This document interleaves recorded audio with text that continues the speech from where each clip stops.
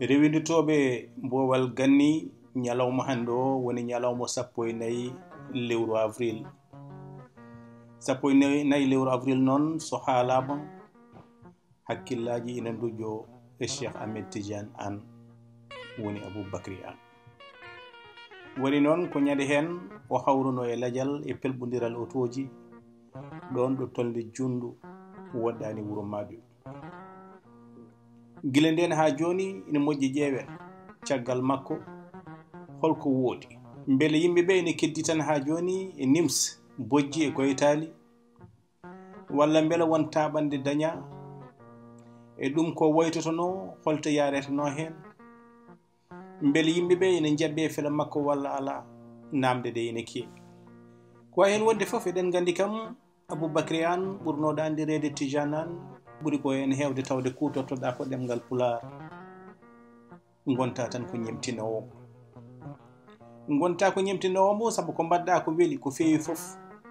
ma wi elle Tijjaan Aan ɗum holko waɗi ɗum waɗi noon ko Allah rokkata woni haaliyankagal e nder radio eɗen mbawi wiide Cheikh Ahmed Tijjaan Aan nawi ɗum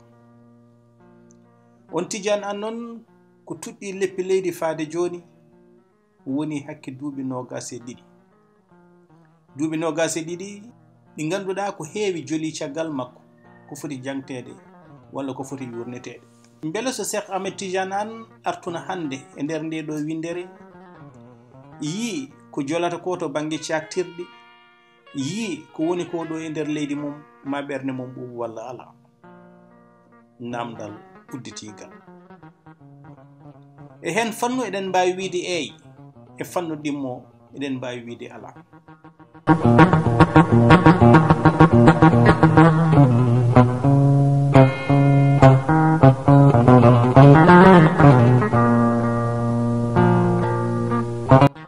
eɗen mbawi wiide eyi saabu caggal Cheikh Ahmed Tijjaan Aan woodi ko heewi ko daña to banggue ɗemgal ngal caggal Cheikh Ahmed Tijjaan Aan nde wirni dental leyɗele Afrique darni ko wiyete Académie des langues Académie des langues noon darna ko ngam miitonade kelmedi to banggue ɗemgal Pulaar ko hen jeeya hayso tawi noon ko adduno ɗum ko ittani tuuya haɗata kam ɗum woodi ina gasa janggo e jaam wooda heɓɓitiɓe ɗum taw ina jogo ɗum no fotiri caggal Cheikh Ahmed Tijjaan Aan nde wirni ko nden darna ko wiyete fulkom kadi ko catal ngal dental leyɗele Afrique waɗi tawa ngal ɗon mictanto ko ɗemgal Pulaar ko fate kelmedi mum fulkom kadi hayso tawi ittani tuuya haɗata kam eɗen mbawi wiide jaggirde ɗum hono no akki woni keɓangal caggal Tijjaan Aan ina gasa ɗum ɗo foof so woodi janggo e jaam wooda ƴettitɓe ɗum taw ina ndewna ɗum laawol ina nawra ɗum yeeso Cheikh Ahmed Tijjaan Aan so artuno ɗo hannde ma taw ko ɓooyi woytade woni hen ko daña so hannde udditare waɗi to banggue karalle kese ha hay goto wawa hidde hay goto e nder gurdam holno foti radio ji ngoodi hannde taw ɗin ɗon radio ji ndewi koye internet holno foti woodi hannde to banggue chaine uji tawa ko YouTube nate ɓosoje walla image taw ina tawi e YouTube taw kewɗi hen ina itta kumpa kewɗi hen ina itta yewede kewɗi hen kadi ina kabra ɗum ɗo kadi ko ɗum dañal ngal Allah rokki innama aade tugnade ɗe tolno hakkille e famamuyo mum tolni e wawde jellitade so Tijjaan Aan arna ina gasa so yi wonlowe o wiya alhamdulillahi rabbil alamin sinno Tijjaan Aan artanna e nder aduna hannde o ina gasa kadi ɓernde makko ɓuuɓuɗo banggue goɗɗo saabu yontaji nan ɗo ɓenni duuɓi 25 caggal mum heewani jiya sukaɓe ɗiɓe rewɓe ina ñaaƴa e nder boli Dakaru e kala ko wawi wonde cinkal mabɓe to banggue ɓornugal tawaɓe kalata ko ɗemgal pular teɓe kirstirta ɗum. So Tijjaan Aan Artuno Hannde ina gasa o tawa yimɓe yontaɓe fellitɓe jolɓe e nder otoji men tawa ngala complexe tawa kalata toon ko ɗemgal pular ɗum ne kadi ko akki duuɓi 3 caggal mum nan ɗon jawti weeɓano dañƴi. sino Cheikh Ahmed Tijjaan Aan Artuno Hannde mbelum makko gadana ko wiyeede wonde ardi leydi Sénégal ko biyowo mbimi wima hayso tawi ko wonde mo Sénégal naaji ardinimo wiyeede wonde hoorejo leydi Sénégal hayso tawi heewani saha fof ɗemgal mum ina taato e pular so tawi ko Daka so tawi ko galle Cheikh Oumarul Foutiyou so tawi ko nokkuji goɗɗi ɗum ɗo fof wonata ko belamma e nder ɓernde Cheikh Ahmed Tijjaan Aan. sinno Tijjaan Aan Artuno Hannde mo taw ko ɓuri ko en heewde e cete laamu leydi Sénégal jogii ɗum ko wiyoɓe mbimi wimami beele ɗum itti tuuyo walla ala Allah kam rokki ko rokkatno heddiɓe o rokki ɓe beele mbaɗi ko ɓuri ko wadde ɗum ɗon ko faaro ko weltare. sono Cheikh Ahmed Tijjaan Aan Artuno Hannde e nder oɗo aduna ina gasa so arti ɗo jeeye e belamma makko nokkuji kewɗi to banggue direction ngaji to bureau ji kewɗi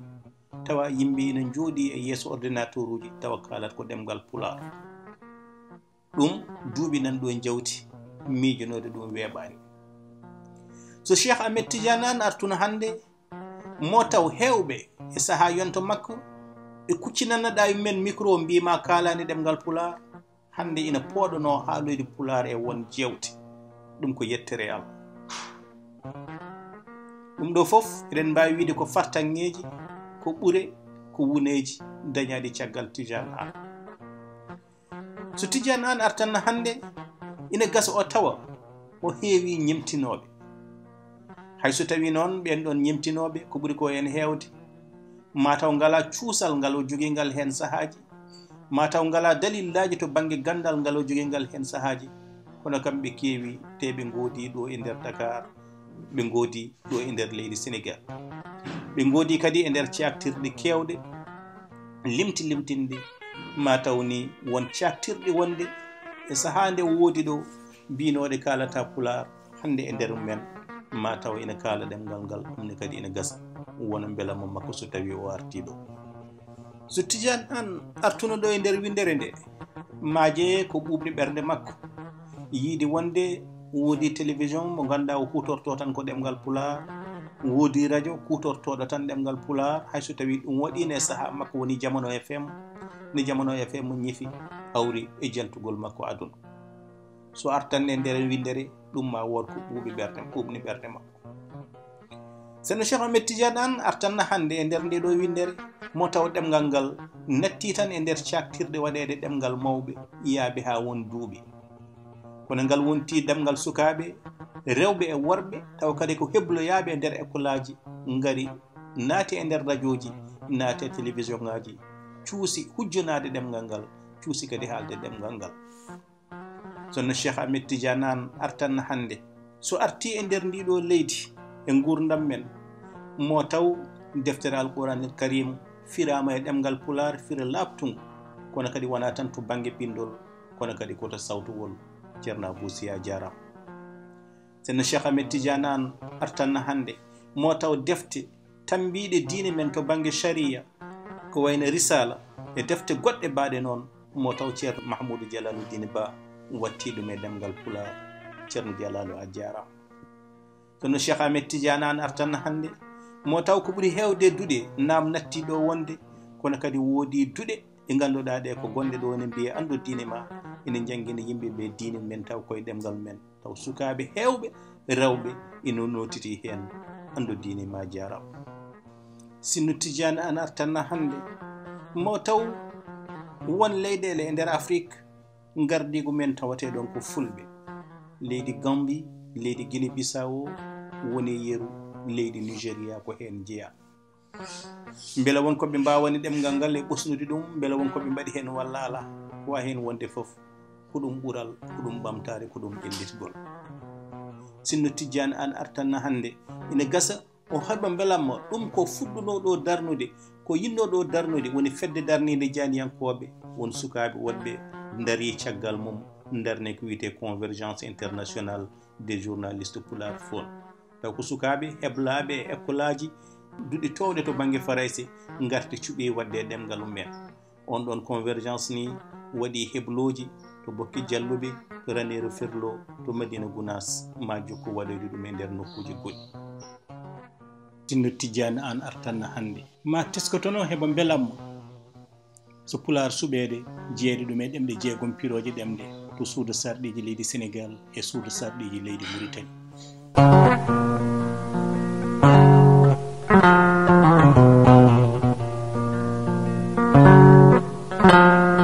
wadde eɗen mbawi wiide e gonɗon wecco wonko daña kono kadi eɗen mbawi wiide so Tijjaan Aan Artuno ɗo ma wood ko yi o yiila hoore sabu wasde ɗum famde. so Tijjaan Artuno ɗo ma yiilo hoore sabu wawa ɗum famde ɓe ɓe ganduɗa ɓe hanki gonno ko calɗi dariɗi e nder ɗemɗe gendiji hande darima to banggue politique ittana gueɗal kono noon ittanani leñol men gueɗal no fotiri ni walla no hannirta ni. hayso tawi won waɗoɓe hen ko mbawi won woɗɓe sikkunoɓe wonde so tawi laamimo tan ɗemgal men dañat gueɗal kono noon ɗum wayani hono noon. sino Cheikh Tijjaan Aan Artuno hannde mo welta e yiide haralde hewde ina fooɗano darade ñemtindemo kono noon mo yiil hoore sabu ko ɓuri ko hen hewde mbaɗani heblo jangde mumen woɗɗoyani ko yidde tan tinede nanede e lollude nanni ɗumen e won gueɗe kono wona wawde usnude hunde e ɗemgal ngal. sinno Tijjaan Aan Artuno hannde ma way haame e nokkuji ɗi ganduɗa ɗi ɗemgal ngal no foti haalede ɗon lomto ɗemgal anglais kalatengal ɗon saabu ngal heewani yimɓe ɗo yeti e nokkuji rendo kewɗi walla ni to banggue transport en gañanani ɗemɗe cuɓaɗe ɗe kono ɗo waɗa ɗo anglais ɗemgal Pulaar ɓurno handude ɗon ma Tijjaan yilanno hoore wiya ɗum hanay. sinno Tijjaan Aan Artuno hannde ina gasa e on saaha o yiilo hoore saabu ɗaminanode wonde ɗo ɗo tolniɗen duuɓi 21 walla 22 caggal nde o wirni haalirde e nder dowle Sénégal naam ɓoosi to banggue keewal mum jewte kono to banggue télévision gendi o eɗen mbawi wiide ko heewi ina heddi tawa saabu jewte guurɗe poɗɗe wonde toon jiiya kono fotiri ni kabaruji ɗi ne foti lelnirede ni kadi ina ngakki. sinno Tijjaan Aan Artuno hannde ma yiil hoore wasa weltade e ko duɗi Pulaar natti ko wonde hannde hayso tawi woodi seeɗa goɗɗo ɗemgal ngal natti wurdude to banggue duɗi. sinno Tijjaan Aan Artuno hannde ma way haame ɗo yimɓe jeehi ha puɗɗi woɗɗoyde to banggue ƴellitgol woodi waɗɓe wiiɓe yen puɗɗita e ndiga to banggue mbindin ɗemgal Pulaar wawata welde Cheikh Hamet Tijjaan Aan. sinno Tijjaan Aan Artuno hannde nden mo way haami e yiide e nder Fuuta e Kumbare walla nokkuji kewɗi e nder leydi Sénégal ɗo Pulaaru jogino hanki doole ɗo sukaɓe men hannde jogii cinkal gongal ngal jiya yaadani e aada men yaadani e pinal men taw kadi ɗemgal ngal ɓe kutorto e nder gure men tigi e nder Fuuta wona ɗemgal Pulaar ko ɗemgal Jolfe. sinno Tijjaan Aan Artuno hannde mo way haami e yiide nde ɗo haralde sukaɓe wonɓe e nder jeeri ina kutoro ko wiyete bulfaale taw ko lateji mani wona tan ina kutoro ɗum to banggue konjam kono kadi ina kutoro ɗum gam bonnande bandu men. sinno Tijjaan Aan Artuno hannde sinno Tijjaan Aan Artuno hannde mo wi woysa wuyo ko ɓe ganduɗa ɓe ko correspondant ji men nanɓe ɗemgal ngal wonɓe e nder nokkuji men ɗe mbawnata won yimɓe e haalde ɗemgal gongal taw ɓen ɗon mbawa rokkude humpito ngo no fotiri ni e ngal ɗemgal kono tan tawde koye ɗen ɗemɗe ɓe golloto ɓe mbawno ɗumen e wadde ɗen ɗon gueɗe. sinno Tijjaan Aan Artuno hannde ina gasa o wasa weltanade ɓen dilloɓe to banggue dawrugol ɓe en jiyata ko ɓuuri ko hen hewde ende caɗele leñol men daari ɓe jiyeten tan e sahade cohli en to banggue suɓgoji ɓe peccata e men nguleki ɓe peccata e men giijoyetede kebbe e tuppe peccata e men won tampe e loro to ɓe jokki ha joni arde tan e saaha nde ɓe cohli en. sinno Tijjaan Aan Artuno hannde sinno Tijjaan Aan Artuno hannde ina gasa waya haami e tabital Pulaagu no wurti ene jogirani hannde fedde joginode ɗamawo mawɗo tumude société e hitande ujunnaji ɗiɗi e ɗiɗi hitande tan caggal nde o wirni to Bamako wuro lamorgol leydi Mali ɗamawo mawɗo pawnoɗe hen hande hayso wonani ƴiwonde sayde woni reedu lelinu saabu ittani tuuyo safrani goƴaji men ya ellaji men ɗi caɗele sino Tijjaan Artuno hannde ina gasa jokko wayde e nder andu sa andi andin caɗele ɗe guurɗen to banggue leyɗele gonɗe e nder nokkuji men gonɗe heɓtede to banggue rewo e to banggue worgo foof taw ko joomen ngaaluji en joomen doole en gaari kono ko tawi ɓuuri ko hen hewde ɓe ɗohoto ko caggal yimɓe men daariɓe jaaɓi wambudeɓe gam ɓe mbawa heɓtude leyɗele men sinno Tijjaan Aan Artuno hannde ɗum ɗo foof ma jeeye bojji makko kono noon bojji ɗi gasani no so weeli Allah e hitande ariyore so tawi en ɗo ma en gartu e ɓataki bo eɗen binda Tijjaan Aan hollirɗo ɗum holto leñol mum yarata duuɓi 24 caggal mum